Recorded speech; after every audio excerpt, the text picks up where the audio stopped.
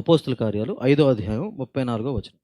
సమస్త ప్రజల వలన ఘనత నొందిన వాడును ధర్మశాస్త్రోపదేశకుడైన గమలీయులను ఒక పరిసయ్యుడు మహాసభలో లేచి ఈ మనుషులను కొంతసేపు వెలుపల ఉంచుడని ఆజ్ఞాపించి వారితో ఇట్లనెను. చూడండి, అక్కడ సందర్భం చెప్పేస్తాం, టైం వేస్ట్ అవ్వకుండా. అక్కడ సందర్భం ఏంటంటే సువార్త ప్రకటిస్తూ ఉంటారు అపోస్తులు, వాళ్ళని తీసుకుని కొడతా ఉంటారు, శిక్షిస్తూ ఉంటారు. అప్పుడు గమలీయులు ఒక ఆయన ధర్మశాస్త్రం పండితుడు లేచి ఈ మాటలు చెప్తున్నాడు. అరే బాబు, వాళ్ళని కొట్టొద్దు, కాసేపు పక్కన పెట్టండి అని చెప్తున్నాడు. ఎందుకు చెప్తున్నాడు చూద్దాం, చదవండి. ఇశ్రాయేలురా, ఈ మనుషుల విషయమై మీరేమి చేయబోచున్నారో జాగ్రత్త సుమండి. ఆ గమలీయులు చెప్తున్నాడు అనమాట, ఇజ్రాయెల్ ప్రజలారా, ఈ అపోస్తులు వ్యతిరేకంగా మీరు పోరాడుతున్నారు, ఇష్టం వచ్చినట్టు చేస్తున్నారు కదా, జాగ్రత్త అని చెప్తున్నాడు. చెప్పు. ఈ దినములకు మునుపు యూదా లేచి తానొక గొప్పవాడనని చెప్పుకొనెను. ఇంచుమించు 300 మంది మనుషులు వానితో కలిసికొని వారు చంపబడెను. వానికి లోబడిని వారందరూ చెదిరి వ్యర్థులైరి.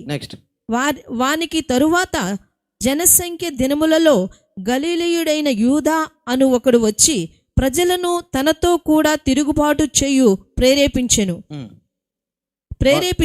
వాడు కూడా నశించెను. వానికి లోబడిని వారందరూ చెదిరిపోయారు. Very good. నెక్స్ట్. కాబట్టి నేను మీతో చెప్పునేదేమనగా, ఈ మనుషుల జోలికి పోక వారిని విడిచిపెట్టుడి. ఈ ఆలోచన అయినను ఈ కార్యమైనను మనుషుల వలన కలిగినదాయేనా అని వ్యర్థమగును. ఆగనాగండి, వాళ్ళు మర్చిపోతుంది కానీ ఇది చెప్తాను.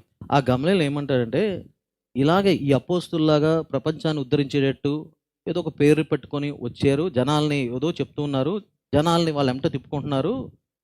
ఇలాగే ఇద్దరు వచ్చారు ముందు, ఈ అపోస్తుల్లాగా ఇద్దరు వచ్చారు. ఇద్దరు వస్తే వాళ్ళు కొంతకాలం సాగారు, వాళ్ళ బండి సాగింది. తర్వాత వాళ్ళు చనిపోగానే అందరూ చెల్లా చెదురైపోయారు. అలా రెండు జరిగినాయి. ఈ అపోస్తులు కూడా వదిలేద్దాము, ఈ అపోస్తులు కనుక సేమ్ వాళ్ళలాగా మనుషులను బట్టి వీళ్ళు వస్తున్నారు, మనుషులను బట్టి ఉద్ధరిస్తారు అంటే వాళ్ళదే పోద్ది, పట్టించుకోకలా.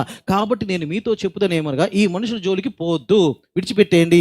ఈ ఆలోచనను ఈ కార్యమైనను మనుషుల వల్ల కలిగితే, అంటే ముందు ఇద్దరు వచ్చారు, మహానాయకుల్లాగా వచ్చారు, వాళ్ళిద్దరు మనుషులు బట్టి వచ్చారు కాబట్టి ఆయన పోయాడు, మొత్తం పోయింది. వీళ్ళు కూడా మనుషులు బట్టి వస్తే వీళ్ళు పోతే అంతా పోద్ది. కానీ నెక్స్ట్ చదవండి 39. దేవుని వలన కలిగినదాయన మీరు వారిని వ్యర్థపరచలేరు. మీరొకవేళ దేవునితో పోరాడు వారదురు సుమి. చూడండి, లాస్ట్ ఆ మాట ఏముంటుందంటే, మనుషుల వల్ల వస్తే ఇల్లు పోతారు, ముందు వచ్చిన వాళ్ళు పోయారు, ఇల్లు పోతారు. కానీ గుర్తుంచుకోండి, వీళ్ళు అపోస్తులు కనుక దేవుణ్ణి బట్టి పరిచయం చేస్తున్నారు, దేవుని నామంలో పరిచయం చేస్తున్నారు అంటే జాగ్రత్త, మీరు వారిని వ్యర్థపరచలేరు. ఒకటి, మీరు ఒకవేళ దేవుడితో పోరాడుతున్నారేమో చూసుకోండి. అంటే అర్థం ఏంటంటే, మనుషులు బట్టి వస్తే పోతుంది, దేవుని బట్టి వస్తే మీరేం చేయలేరు. ఒకవేళ చేద్దామని ఉంటే మీరు అపోస్తులతో పోరాడట్లేదు, ఎవరితో పోరాడుతున్నారు? సాక్షాత్ దేవుడితోనే పెట్టుకుంటారు. దేవుడితో పెట్టుకుని బతుకుతామా? దేవుడితో పోరాడి బతుకుతామా? ఇది నాకు కొన్ని సంవత్సరాల క్రితం పడినప్పుడు, అప్పుడు దైవజనంలో నాకు ఏమైనా నచ్చకపోయినా నేను అన్నం కామ్గా వెళ్ళిపోతా. ఎందుకంటే ఇప్పుడు దైవజనంలో పోరాటం చాలా జరుగుతుంది. మరి ఏంటంటే వాడి తప్పు, వీడి తప్పు, కృపావారాలు లేవు, పరిశుద్ధాత్మ లేవు, భాషలు లేవు, ఎన్ని మొత్తం కొట్టుకున్నారు. అప్పుడు నేను ఎందుకు అన్నంటే, ఒకటే, నేను ఎందుకు గొప్పడంట, ఈ వాక్యం నాకు అర్థమై భయం వేసేది. ఒకవేళ ఒక దైవజనుడు ఉన్నాడు, ఆయన మనుషులు బట్టి చేస్తున్నాడు అనుకుందాం, కృపావారాలు అవ్వచ్చు, ఇంకోటి అవ్వచ్చు, ఆ మనుషులు బట్టి చేస్తున్నాడు, పేరు కోసం, ఊరి కోసం, డబ్బు కోసం చేస్తున్నాడు అనుకుందాం. అనుకుంటే వాడే కొద్ది కాలం పోతాడు. కొద్ది కాలంలో నా నోరు నొప్పి వాగి అని తిట్టి అని ఆయన దైవజన్ అని నా నోరు నొప్పి టైం వేస్ట్, వాళ్ళే పోతారు, సంఘం పోతే ఆయన పోతాడు. కానీ ఒకవేళ ఆ కృపావరాలు కానీ లేకపోతే అభిషేకం కానీ ఇంకా కొన్ని ఉంటాయి, అవన్నీ దేవుడి వల్ల కలిగి ఆ పరిచయం చేస్తున్నాడు. కానీ నా కంటికి నచ్చలా, నా మనసుకు నచ్చలా. కానీ ఈ వాక్యాన్ని బట్టి ఒకవేళ నా ఆ దైవజనికి, ఆ పాస్టర్ గారికి వ్యతిరేకంగా నేను మాట్లాడితే అది దేవుడి వల్ల కలిగింది. అయితే నేను ఎవరితో పోరాడుతున్నాను? దేవుడితో పెట్టుకున్నాను, దేవుడిని తడుతున్నాను, దేవుడిని మాట్లాడుతున్నాను. అది జాగ్రత్త సుమి, భయం వేయాలా. ఒకవేళ మనుషులు వెళ్తే వాళ్ళే పోతారు, వాళ్ళు ఆ సంఘం పోతారు, పేరు కోసం ఊడ్చుకుపోద్ది. అదే చెప్తున్నాడు ఆయన గమలీయులు. ఆయన ఇద్దరు వచ్చారు, ఇలాగే పోయారు. వీళ్ళు ఒకవేళ మనుషులు బట్టి వస్తే ఈ అపోస్తులు పోతారు, వాళ్ళ జోలికి వెళ్ళకు. కానీ దేవుడు బట్టి అయితే జాగ్రత్త, చాలా జాగ్రత్త, భయం వేయాలి, వణికేయాలి, అది మంచిది కాదు. ఆ మాట నాకు అర్థమైనప్పుడు కొన్నిసార్లు నాకు ఆ దైవజనం చేసేది ఎస్ ఆర్ నో అర్థం అవుతుంది, అవును కాదు కొంత అర్థం అవుతుంది. కానీ కొన్ని అర్థం కావు. అర్థం కానప్పుడు ఏం చేయాలి? రెండే ఆలోచనలు. అది మనిషి అయితే వాళ్ళే వెళ్ళిపోతారు, దేవుడైతే అమ్మో దేవుడితో పెట్టుకోవద్దుమా, ఈ భయం వేయాలి. మనం అనుకుంటాం దేవుడి పరిచయం చేసేవాళ్ళు, దేవుడి నామంలో చేసేవాళ్ళు, దేవుడు చెప్పింది చేసేవాళ్ళకి మనం ఎదుటి మాట అంటే గుర్తుంచుకో, మనం ఆ మనిషిని అన్నట్ల సాక్షాత్ దేవుడిని తిడుతున్నాం అనమాట. దానికి మంచి వాక్యం ఉంటుంది ఒకటి, ఏంటంటే సౌలు పౌలుగా మారక మునుపు క్రైస్తవుల్ని హింసించడానికి వెళ్తూ ఉంటాడు. వెళ్తా ఉన్నప్పుడు యేసుప్రభు దర్శించి అంటారు కదా, సౌలా సౌలా నన్ను ఎందుకు హింసిస్తున్నావు అంటాడు. ఈయన నిన్నెక్కడ హింసించాను? ఆ మాట చూడండి, దేవుడు అనే మాట, నువ్వు నన్ను ఎందుకు హింసిస్తున్నావు అని. అసలు వాస్తవంగా చూసుకుంటే సౌలు యేసుప్రభుని ఎక్కడ హింసించాడు? అసలు మామూలుగా ఆలోచించాలంటే హింసించలా. కానీ ఎప్పుడైతే యేసుప్రభు యొక్క శిష్యుల్ని లేకపోతే యేసుప్రభుని నమ్ముకున్న వాళ్ళని సౌలు హింసిస్తుంటే యేసయ్య వాళ్ళ పక్షాన ఉండి, వరే వాళ్ళని కాదురా నువ్వు హింసించేది, వాళ్ళని కాదు కొట్టేది, వాళ్ళని కాదు తిట్టేది, నువ్వు డైరెక్ట్గా నన్నే తిడుతున్నావు, నాతోనే పెట్టుకున్నావు, నన్ను హింసిస్తున్నావు అన్నాడు.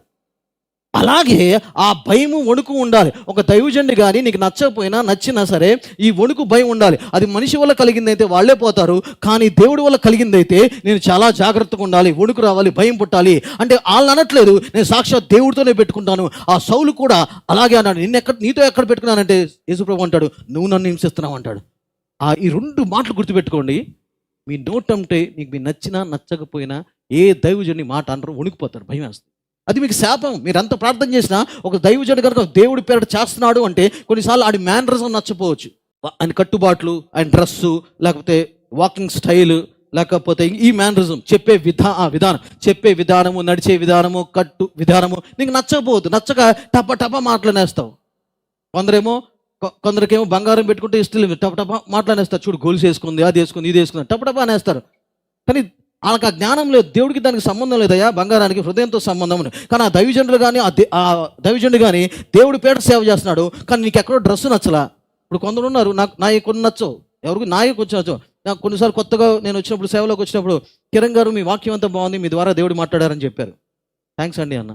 తర్వాత ఎంటరే కానీ ఒకటి నచ్చలేదన్నారు. ఏంటి సార్ చెప్పండి అన్న, మీరు వాక్యం చేయప్పుడు నుంచుని చెప్పట్లేదు, నడుస్తుంది చెప్తున్నారు, అది మాకు నచ్చలేదన్నారు. పరలోకం ఉంది కానీ భూమి అందు కానీ ఎక్కడ రాయబడలేదు నడిచి వాక్యం చేస్తే తప్పని. ఇది నా మేనరిజం, నాకు దేవుడు నేర్పలా, దేవుడు చెప్పలా. నా కుమారుడా నువ్వు అటు ఇటు నువ్వు అడుగు, అప్పుడు అభిషేకం పెరుగుద్దా, నాకేం చెప్పలా. ఇది నా మేనరిజం, ఇది నా అలవాటు, ఇది నా విధానం. దాన్ని బట్టేసుకుని ఆ దైవజనుని తిట్టేస్తే నచ్చలా, ఏం వాక్యం, శరీర సంబంధమైన వాక్యం, అది సరిగ్గా లేదు, ఆత్మ నడిపింపు లేదు అంటే నువ్వు ఎవరితో పెట్టుకున్నావు? దేవుడితో పెట్టుకున్నావు. దేవుడితో పెట్టుకుంటే గెలుస్తావా? పని ఒక్క మ్యాచ్ అయినా గెలుస్తావా? 0లో అవుట్ అయిపోతావు. ఎందుకయ్యా మనకు అవసరమా? అందుకే సంగమా, ఈ 2 వాక్యాలు గుర్తుపెట్టుకోండి. ఏ దైవజని నోరెత్తి అసలు మీరు అనరు, ఉడికిపోతారు, భయం వేస్తుంది. అది మనకి మంచిదే కాదు అసలు. అది మనుషులతో వచ్చిందనుకో వదిలేద్దాం, వాళ్ళే పోతారు. నీకు టైం వేస్ట్, దండకెందుకు? నీ నోరు నొప్పి, వాళ్ళు అరుచుకుని వాళ్ళని ఇలా చేశారు అలా చేశారు, ఆ కృపావరాలు ఉన్నాయా, అభిషేకం ఉందా, అది ఉందా, ఇదని అనవసరం.